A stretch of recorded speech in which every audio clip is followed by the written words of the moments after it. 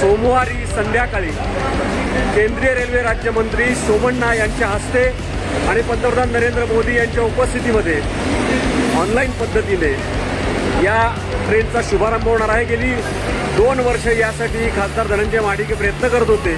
मधल्या काळामध्ये आठवड्याभरापूर्वी हुबळी गाडीला कोल्हापूरचा थांबा देण्याचा निर्णय झाला, परंतु अनेकांनी विरोध केल्यानंतर आता मात्र कोल्हापूर पुणे ही आठवड्यातून 3 दिवस वंदे भारत एक्सप्रेस सुरू होणार आहे आणि आज त्याची चाचणी सकाळी 10 ते 11 या दरम्यान ही पार पडते आणि कोल्हापूरच्या राजश्री छत्रपती शाहू महाराज रेल्वे टर्मिनल्सवरून ही कोल्हापूरची पहिली वंदे भारत पुण्याकडे आता चाचणीसाठी असली तरी रवाना होत आहे।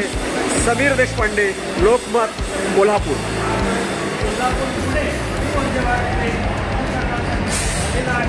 या ठिकाणी आपण पाहतोय